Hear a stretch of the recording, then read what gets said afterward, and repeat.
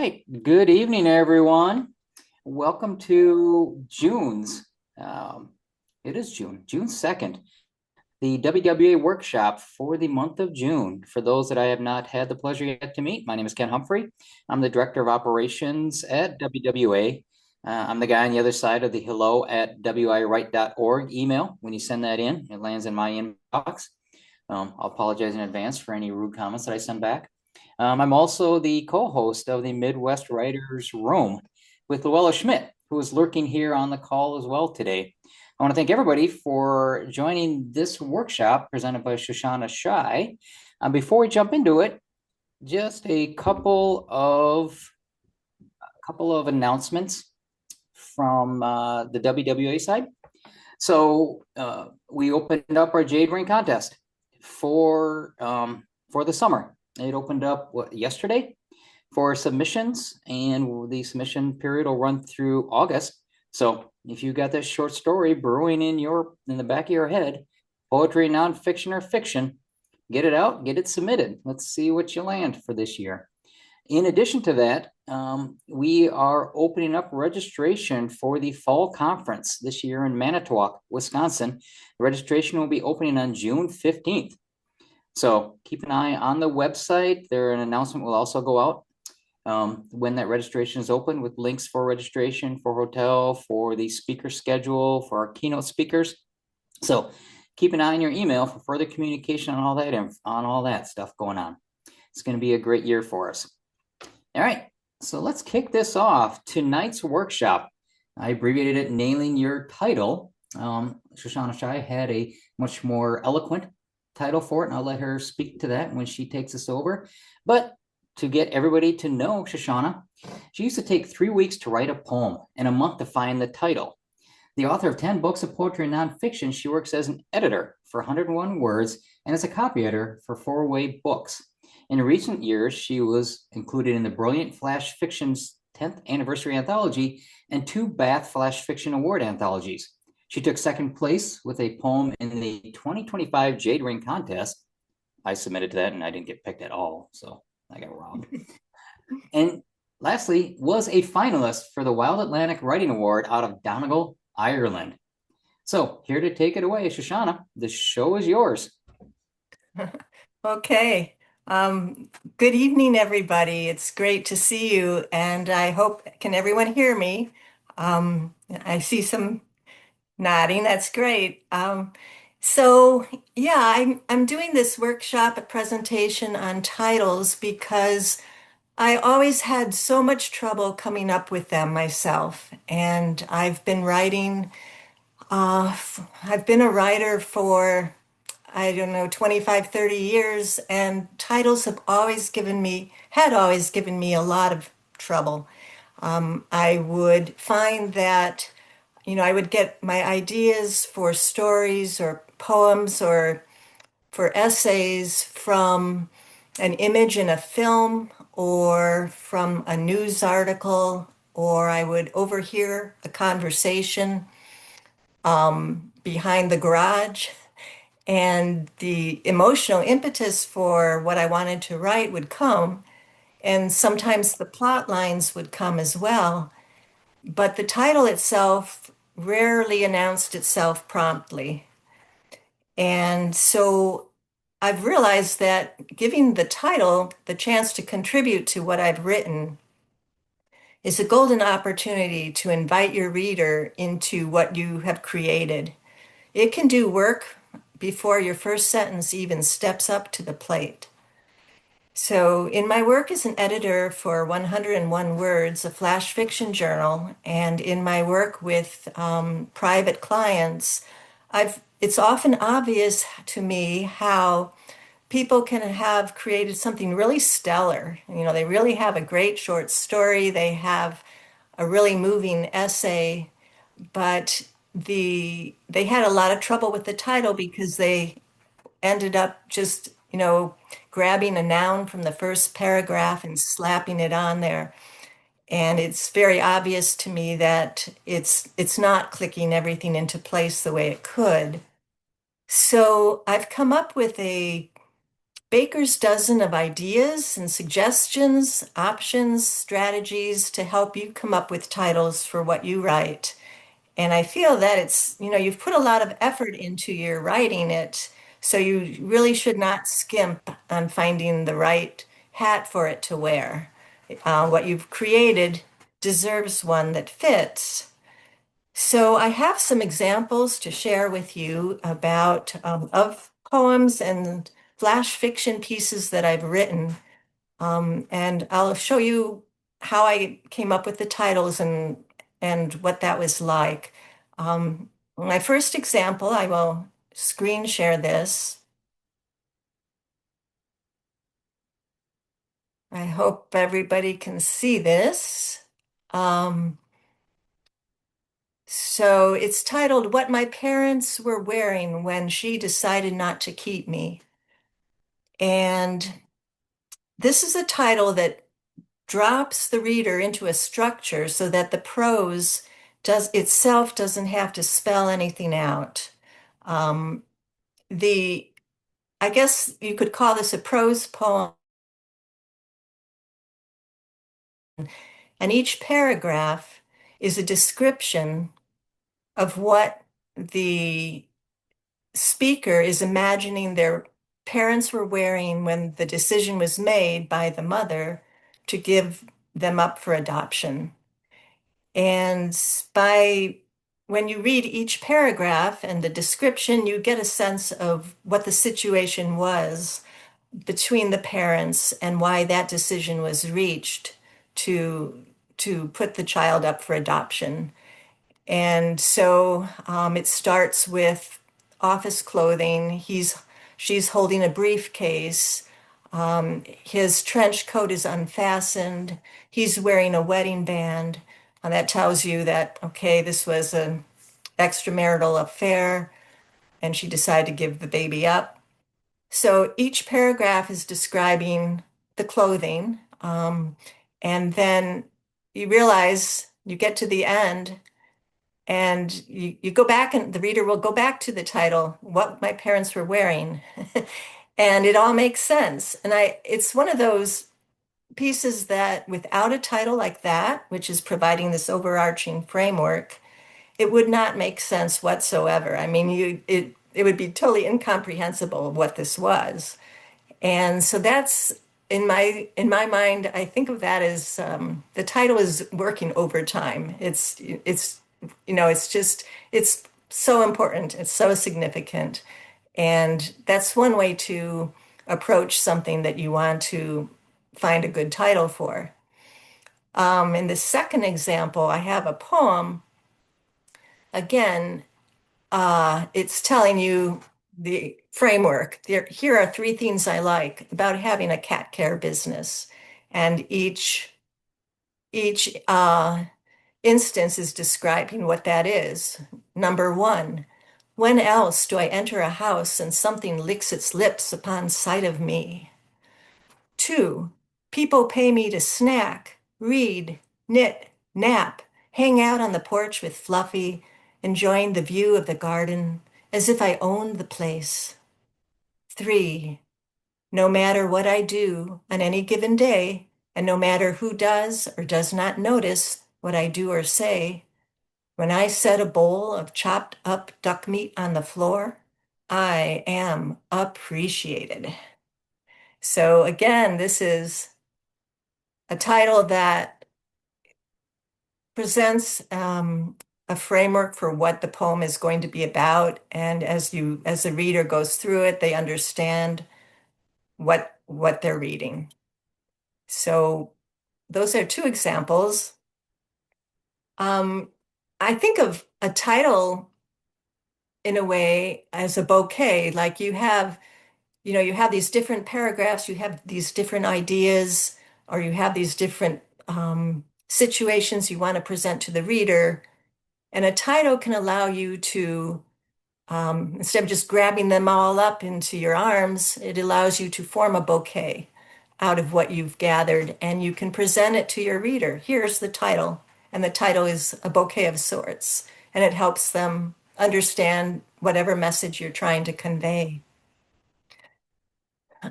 Another strategy is to um, ask a question. That hooks the reader's attention because a question forces them to answer it in their head, and then they're motivated to read and see if they got it right. In this case, it's like, does this mean I need Prozac? The reader's thinking, wow, what is this going to tell me if I need Prozac? What's there's just a lot of intrigue in that. And so I will read this is flash fiction. I'll read it to you so you don't have to read it and try and listen to me at the same time. Does this mean I need Prozac? Suki says each day of the week has a specific color. For example, Friday is yellow as an egg yolk in the pan. Sundays are a robin's egg blue, dreamy and demure like a day on a summer beach. Mondays, pewter gray, tinged with purple like something that requires chewing. Wednesdays, navy blue is a schoolgirl's uniform. Tuesdays, the most nondescript day, a pale sea green. Thursdays, bridge to the weekend, rusty orange. And Saturdays are carousel red. Don't know what Suki is talking about. When I look at the calendar, every box is black as charcoal. So there you get to the end, you understand, okay, black, very good. Um, that's not a very lively color. Um, so another way to do work with titles is to come up with something that has some humor in it. People, when they're reading something that grabs them and it has a bit of humor, it's going to entice them to relax a little bit and want to read it. Here we've got calories don't count if you eat brownies in secret. I know if I read that, I would think, I want to read this and find out how I can eat brownies and have the calories not count. So the poem is, it's just kind of a tongue-in-cheek sort of thing. How if they won't count if you're watching an Australian TV series at the same time. They don't count if you don't have to undo the top button of your jeans. If you eat brownies in secret, they won't count because it won't matter how many disappear from the pan one fell swoop when nobody's there to notice. If you picture yourself running in those new Reeboks you bought, however, calories do count if you stare into a mirror and watch as you take 5 slow bites, even one fast bite. If you walk into Bloom Bakery and inhale to the top of your lungs. And at the end, if you tell yourself you will not eat another one, nope, you won't, then you do so anyway. So that's an example of using a title that can set your reader up to expect something that will possibly make them chortle or grin or go and get some brownies. Um, so let's see. Another option is to address to whom the story or poem is for. I'm going to stop sharing right here and just talk about how you can build intrigue with details. I have a poem I wrote that's titled To the Lady Who Stole My Journal in the Locker Room. The reader will be compelled to wonder, why did she steal the journal? What was in it? And what happens if she gives it back? Another example is request to my friend's future lover. This suggests there's emotional baggage between the speaker and their friend, and that there's some apprehension about the friend having a new romance. So when you have some really specific details about a person, a situation, a setting, and you're addressing them, it can make the reader feel like I want to eavesdrop here and I want to find out what's going on between these two people. So you can hook them that way with that kind of title. Um, you can have a title that gives specific context, such as location. I'm going to screen share again. It has specific context, location, season, emotion, circumstance, and that can set the stage. This instance, this title, Crushed Again, um, it works in two ways. I will read this. This is a piece of microfiction that I wrote, and I'll talk more about the title after I read it to you. Crushed again. Victory. An empty chair by the table of my latest coffee house crush this quiet morning. And no wedding band either. Unload book bag, coat, stir my latte. Look his way, smile, ask for the sugar canister. Oh no, a waft of fabric softener envelops me as he obliges. Married already. So this title is Crushed Again, alludes to another crush. This person has crushes often. And it also is speaking to the fact that she is crushed again, deflated, disappointed. It's really exciting, I think, for you, the writer, when they can find a title that can speak to more than one emotion or more than one situation. And sometimes you can come up with titles that don't do just one thing, but they can do two or three things. And that makes it very interesting for the reader. This one is my non-binary daughter is with us tonight, and they may appreciate this because I was visiting them in Portland when I wrote it. Um, it's another example of a title that's giving a specific context, but it also becomes the first line of the poem. And as you can see, it's longer than the poem itself. Wisconsin woman on her sixth day in a gluten-free, ovo-vegetarian Portland, Oregon household finds herself chewing a fist-sized hunk of Port Salut down to a nub between the grocery checkout receipt and the exit. So those are some examples of um, what you can do, different strategies for coming up with titles.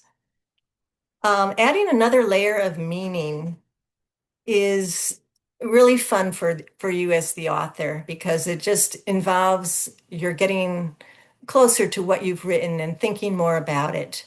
For example, I wrote a flash fiction piece titled Identity Theft.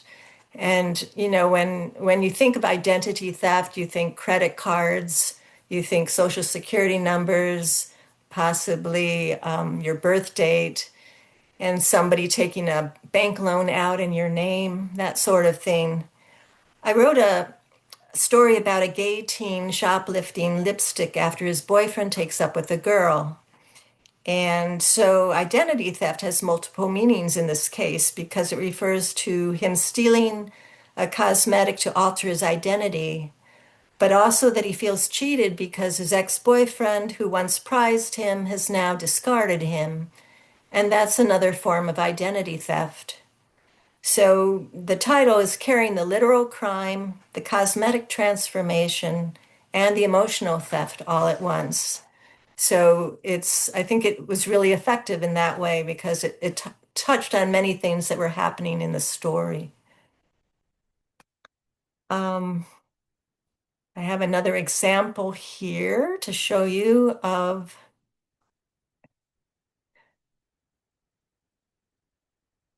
Another strategy to use is to add a sardonic twist to mock the contents of your story. This one I titled Joy to the World. All you can hope for is that this is the worst meal you'll ever face. Broccoli buried in cold soba noodles, scooped with your lower lip from a takeout carton, while sitting in a car hounded by a blizzard facing the interstate in North Dakota. You have to blow on both wrists to stay warm, although the engine is running and the heater's on full blast. You wear the pair of blue jeans and suede jacket he forgot when he packed and left with his ex. And your mother is boycotting all of your texts. Somewhere else, it is Christmas Eve. So in this case, there is no joy. There's nothing like joy in this situation whatsoever. And the reader doesn't know that it's Christmas Eve until they get to the last two words. And then the whole thing just kind of comes into place. And, the sorriness, the lost feelings, the aloneness is made evident. But you pair Christmas Eve at the end with Joy to the World at the title, and it just seems, extra sad. So those are six ideas for you. I like also to expand on the situation in a story, especially when you write a short story or you write flash fiction. You have only so many words, especially with flash, you have up to 1,000 words. Sometimes you're writing flash fiction for a contest or whatever, and they only want 200 words or 300 words, very short. So the title can expand on the situation in the story, and that won't count against your word count. So it's a real nifty kind of thing to rely on. Sometimes the title can be about something not mentioned in the story itself. I wrote a story titled Getting By on Minimum Wage, and it's about a wallet thief preying on students on a college campus. And in the story, the title talks about an aspect of the thief's life which never appears in the story. Um, so what I want to say about this is that I did have a friend who was going to college, parked her bicycle on campus, and she left her wallet in her purse in the bike basket and ran into the library for a few minutes, came out, and the purse was there, the wallet was not. This was before cell phones. And she went home and got a phone call, and the person on the line said, I found your wallet. I want to get it back to you. And my friend was thrilled. She thought, well, that's great. An honest person who's contacting me and is going to the trouble to, tell me that she's got it. And the person on the line said, I've got to go to work right now, but I can meet you tonight at the student union. And so my friend stopped worrying about this wallet, and she knew she was going to get it back. She went to the union that night, and this person did not show up with her wallet. In fact, this person was up at the Mall of America in Minneapolis, maxing out her credit cards. So the title, I decided to write about that. And the title is, Getting By on Minimum Wage, is filling in some information about the thief and how she's getting by. And this is an example of how she's getting by. So you can do that. You can have the title speak to the unwritten background and, just let it do that work for you and not dip into things about, the specific things about that the title is suggesting, just letting the title suggest. You can also, another option is to refer to something that happen before the essay, the poem, the story starts. A title can carry the entire backstory, so the prose doesn't need to explain. Uh, I have a story titled Someone Spotted You Witnessing a Crime, and that indicates the crime already happened. And this is about the problematic aftermath. And so it's focusing more on the problematic situation where this person was spotted witnessing something happening. And it's unfortunate for them that they were, that it was obvious they were there and in a way a participant. So that's what the story is about, but it's referring to something that happened before the story began. By the same token, you can evoke something that happens after the story ends. The right two words can crack open a story. I have something titled Career Change, and I will bring that up.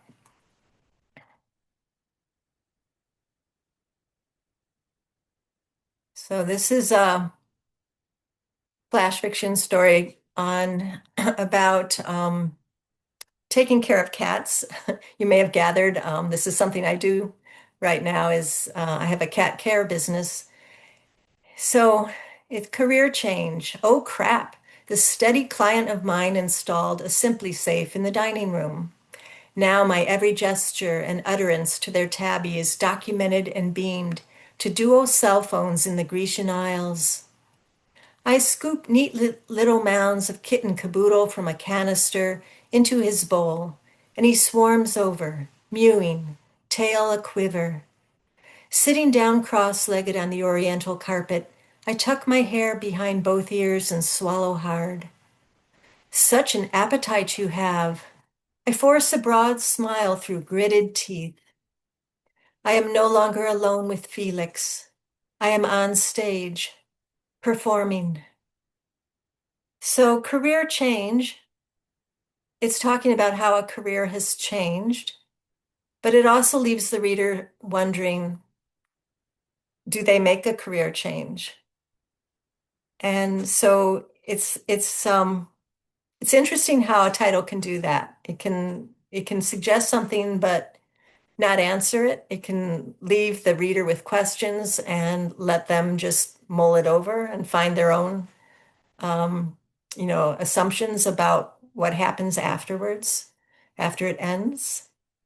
I've done this again with this poem titled Do Not CC a Poet, 11 Reasons You Want to Hire a Hitman. So again, this is evoking something that happens after the poem ends, and it's also a title that becomes part of the first line. Do not CC a poet 11 reasons you want to hire a hitman by accident. The house cloaked under the blanket of 3 a.m. You propped up in bed, phone cupped in one palm. Half of the bed smooth and unrumpled without husband number 3. A bottle of 90 proof on your nightstand. This list of reasons belongs on the back of a parking ticket, or a napkin from the Blue Bear, or in a velvet-coated diary kept in a cupboard in an attic. Not in an email when your ring finger slips and slides me into the to slot, your eyes sliding, not seeing my name before you hit send. And there, you done it. Look where this mistake ended up. So again, this you want to go back to the title and read, okay, what was this title? Do not CC a poet. 11 reasons you want to hire a hitman. Okay, yeah, you don't because it's going to end up in a poem. And here it did. So that's another way to use a title and make it work for what you've written. I have a flash fiction piece here that expands on a character's traits. Um, which is another strategy you can use. Why Willard doesn't bring dates home. He rented a room from his ex-mother-in-law. She baked meatloaf Mondays, mac and cheese Wednesdays, pancakes Sunday mornings when he wasn't due at the foundry. Between her shifts clerking at Sentry, they played bananagrams every chance they got. Sure, his marriage had bombed, but Eloise was the best friend he'd ever had. So this title doesn't apply directly to the story. It's talking about another aspect of Willard, another facet of his life. And there are no girlfriends in the story. There are no dates. There's no bars, no dance halls. It's just another aspect that's not mentioned in the story about another part of Willard's life. And it's just, it's a way to give the reader more information about the character, so that, with you don't have to put it in the story itself. So that's another option for you. I do have a few more. This story's titled 200 Cameras. And I'll just say right out, there are no cameras in the story. Tomorrow is my wedding to a man who knows how to make me laugh. Although this groom-to-be texts from Houston, forgot to set alarm, missed flight. No explanation, no remedy, no regrets. Within 20 seconds, mother's screaming in his ear. Uncle Cal threatens to fetch him in the Cessna, then break both legs after the reception. So he's here, clean-shaven, cologned, tuxedoed. Since when can't you take a joke? He hugs me. From ceremonial procession to cake cutting, all goes perfectly as planned. Except I don't fool the iPhones. They prove what 24 hours of tears do to a face. So what we've got here is the very end, at the very last sentence. Um, the 200 cameras come into focus. Up until then, it was just close-up shots, telephone call, cake cutting, everything's going as perfectly as planned. And then all of a sudden, I don't fool the iPhone. So you see the sea, it's like a wide angle lens opening up, and you see the sea of cameras. And, with 200 cameras, not everybody has one. So that means there could be, 300 people in this reception hall. So it opens up the story. And it's just two words, a two-word title, and it just totally opens up the story. And you see this huge crowd, and you see this bride whose face has been, tortured with tears and anxiety and yeah. So anyway, that's one of the strategies that can be used for an essay, a poem, a short story, flash fiction. My last example is a poem called God on a Slow Day. It's just short. Um, and you begin reading it and wondering, okay, what does God have to do? Where is God in this poem? If you kind of skim through over the words, you don't see any mention of God or church or anything religious. I unload cantaloupe, cauliflower, red kale onto the conveyor belt while the shopper couple behind me, in fur-lined parkas, expensive boots, nudge their cart into my calves to hurry me along. Her shift ending, the cashier places behind my bag of toasted almonds a placard that reads, "Sorry, this lane closed." Groaning, the couple flails to locate another queue. Have you ever seen karma come so quick? So, okay, there's God, God on a slow day, but it's not evident till you get to the very end of the poem. So I'm going to stop screen sharing, and The 12th suggestion I have is to choose an oxymoron. I came across a poem by in a book by Charles Harper Webb titled Hot Popsicles. And I thought, wait a minute, if a popsicle is hot, it's a puddle with a stick in it. It's not a popsicle anymore. So it just, it revved up my curiosity. And I think that oxymorons can do that very well if used as titles. Um, my last suggestion is to use well-known song lyrics as a form of shorthand, or invert a common saying, because well-known phrases let you preload an attitude or a season or emotional situation before the reader starts, before they get to this first line.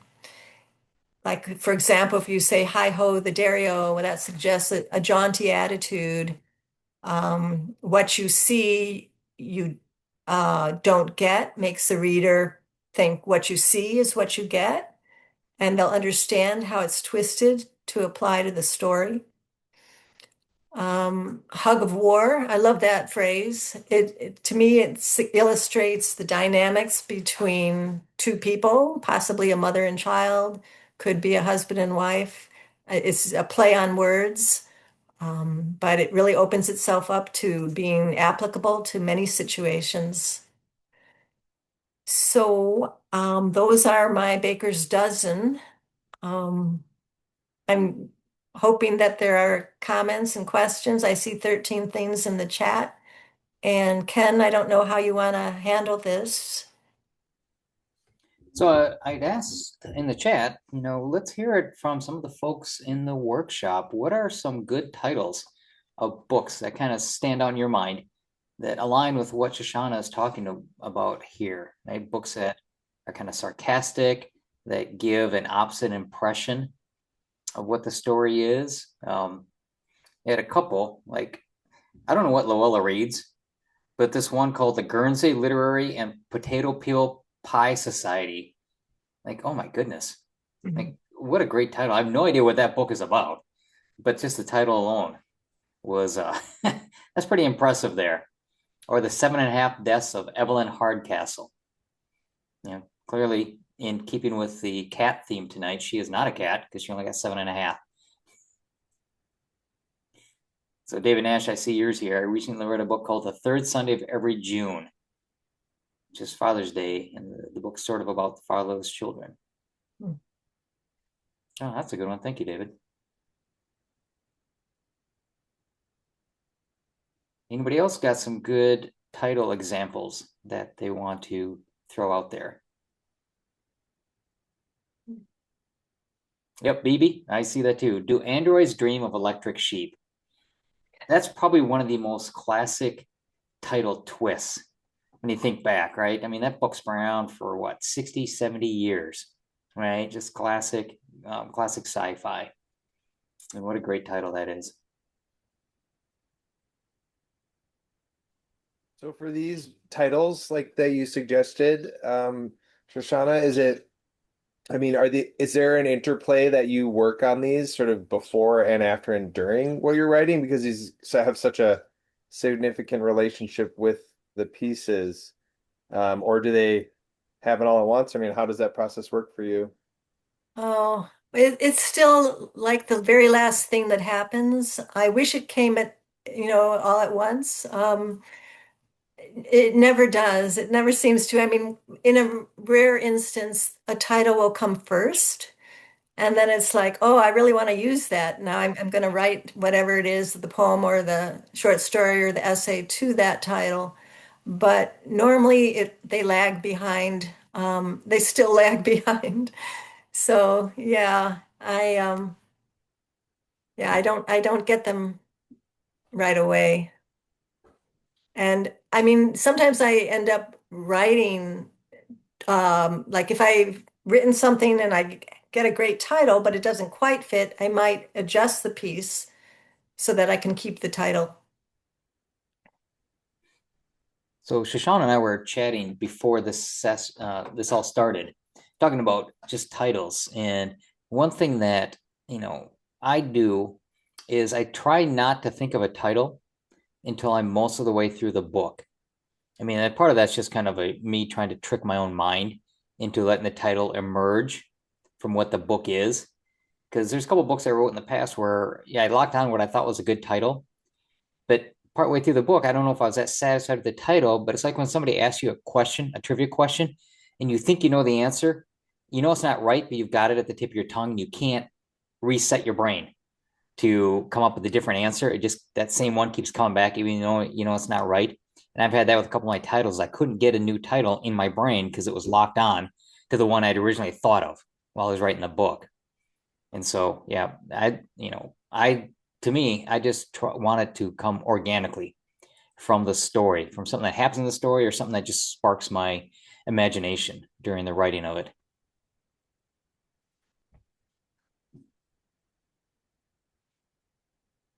Yes, BB, All the Light We Cannot See and The Grapes of Wrath from Luella, those are both great titles. I'm curious, for those of you who might write essays, like how do you think this process would apply to the essays you've written, or can you tell us what your process is for coming up with titles for essays? Anybody? Do we have any essayists here with us tonight? I've done a few on my Substack and blog. Um, a lot of times the title comes from the topic I'm writing on. Other times it's just something sassy in the piece itself that comes out and kind of catches my interest to hopefully drag other people in to hear what I have to say.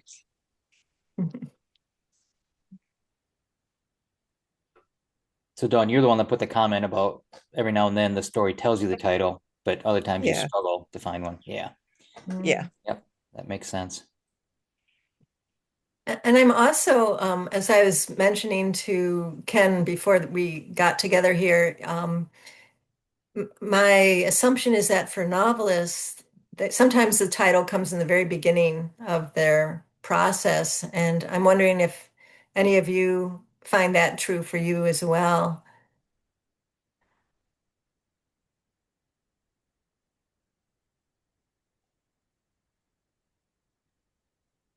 For me, it does, but I guess I think I guess I tend to lean towards something that has a core theme that hits on multiple characters, so it becomes sort of a compass that I keep sort of reminding myself on, and maybe it doesn't stick as the title in the end, but it usually is there somewhat in the beginning because of that relationship. Mhm.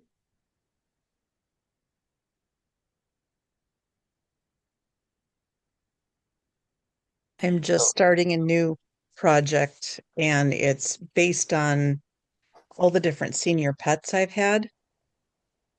And I started out calling it my old fart book because I couldn't come up with anything else, but I've got a couple other play on words that I think might end up being the title, but none of them fit quite right yet. Mhm. I was kind of wondering too, for people who have had a lot of books published, how many of the titles you came up with were you able to keep, and how often does the publisher or agent change it? Mm. And is that good or bad? That's a great question, Diana. That would be a heartbreak, I think, to spend time coming up with a title and then your publisher doesn't want to use it. That'd be tough.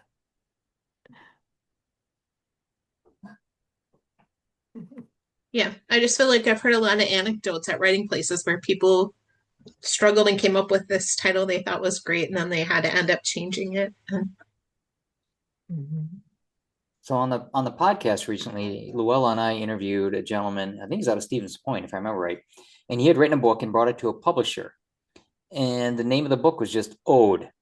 like ODE, like an ode to sorrow or something. The name of the book was just oh, and they had some subtitle like the life and times of something or other. I can't remember what.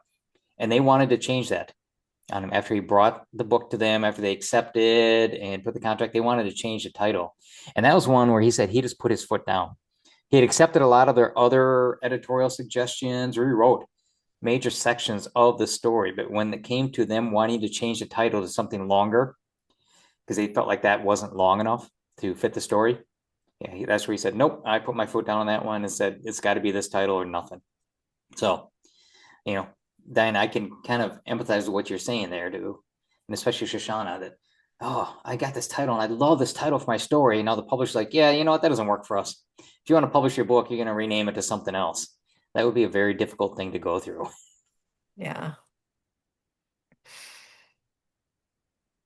So BB Belford has a great suggestion. She says, I usually make a list of about 20 words that are part of the themes, then see if I can combine them to be a catchy title with a double meaning. That's nice. This Yeah. actually reminds me, last month, I think it was, we had Katrina Serweek do a workshop because she just published her book, A Thousand Miles of Poetry, about hiking on the Ice Age Trail. And she had us all writing poems, and she started out by having us write a list of words of things that we could see around us in the moment. See and hear and smell and feel whatever was around us, just a list of words, and then try to make a poem for that. And thank you for that suggestion, BB. That totally resonates with me. I think that's a really great idea. Yeah. So I do have an exercise for you. I'm gonna screen share again. It's a piece of microfiction I wrote that needs a title. And so I'm hoping you all can read it, and I'll give you, 2 or 3 minutes, and then you can put your titles in the chat and we'll see what you came up with. So here we go.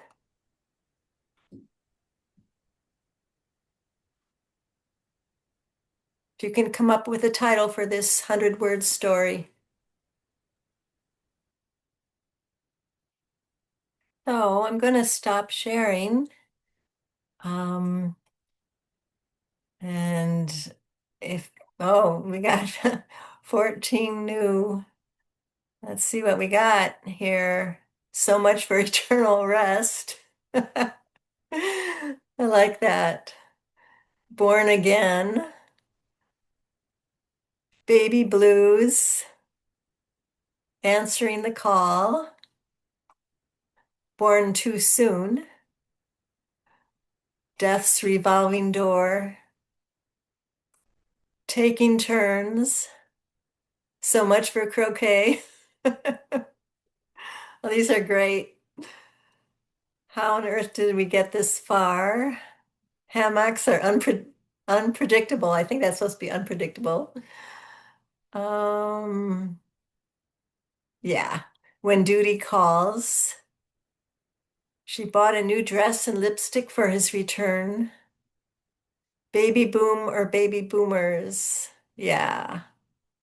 Those are great. Yeah, I hope coming up with titles for that was a fun thing to do.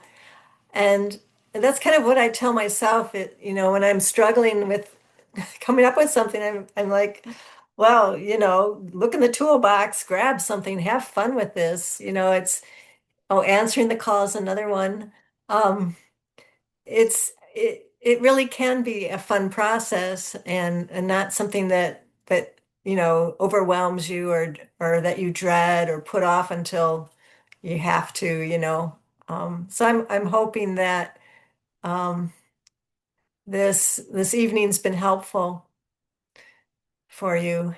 And I do have something that you can do at home or after the session ends tomorrow or next week. Um, it's an exercise where you can take a look at the books on your own bookshelf and skim the titles. Chances are you chose those books online or off of the shelf at the library or the bookstore because the title spoke to you in some way, or it intrigued you, or got your curiosity. And I want you to open up one of the books and try and determine, how did the author come up with this title? You know, does it match the title of a story or an essay or a poem inside? Is it a composite of two lines from a poem or a phrase? In what way does the title pertain to the contents of the book? And determining how the author might have come up with it will probably help you when you're looking to title something of your own. Yep, and this workshop's been recorded. We'll send out the YouTube link to the YouTube along with that worksheet. Give me a couple of days to get that edited, and we'll get that sent out so anybody can have that if you want to follow up on this workshop. Any last questions for anybody in the audience?